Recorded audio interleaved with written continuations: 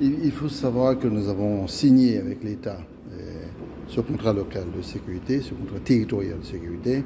Donc ça fait un peu autour d'un an, en gros. La Martinique, le constat est terrible.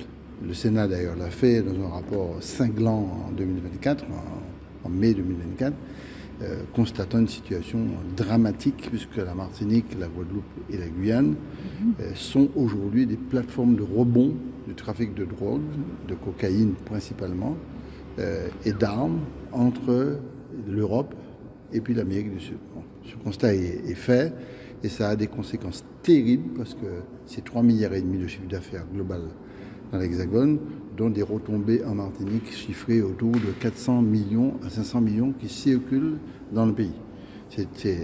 Dans un tissu économique de précarité, c'est une catastrophe. Ce qui veut dire qu'on a une espèce d'affaissement terrible. Nous avons signé ce contrat avec M. Darmanin et aujourd'hui, un an après, très honnêtement, on est en train de progresser. Les radars, j'avais demandé qu'il y ait des radars. On a prévu des radars en 2025 qui arrivent, qui sont installés. On a demandé des drones pour les côtes parce que les côtes étaient poreuses. Tout le monde peut pas rentrer qu'à se faire rouler.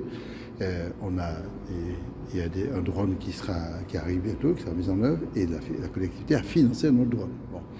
Et puis nous avons aussi demandé des renforcements parce qu'on sait que le trafic se fait en mer et que les saisines se font en mer. Quand on parle de 28 tonnes de cocaïne et de drogue saisie, c'est plus une petite quantité.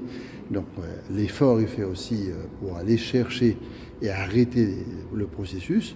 Et puis nous avons bien sûr tout un volet lié aux communes, renforcement de la vidéosurveillance, renforcement dans les écoles. Ce sont des investissements physiques pour empêcher.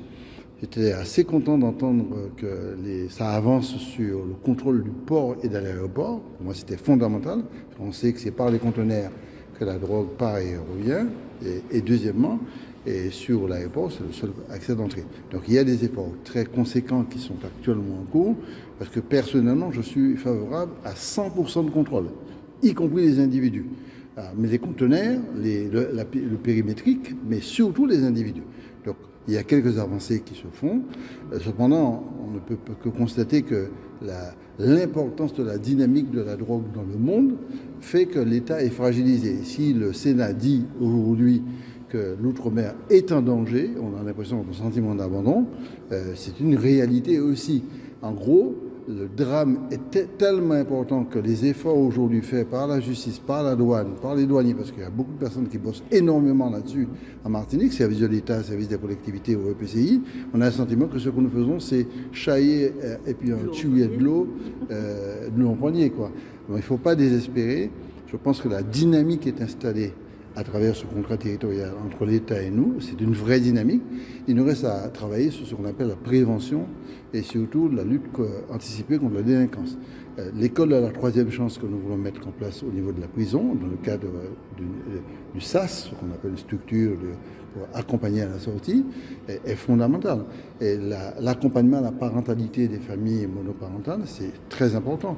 La relance de la politique de proximité pour les jeunes, je regrette qu'il y ait des PEC, des emplois aidés qui soient supprimés ou diminués. Donc c'est une prise en charge globale avec une action transversale qui pourrait nous permettre de le faire. Je ne suis pas mécontent du bilan aujourd'hui, mais je pense qu'il faut l'accélérer par rapport à l'importance du drame. De nouveaux moyens, mais combien de nouvelles recrues?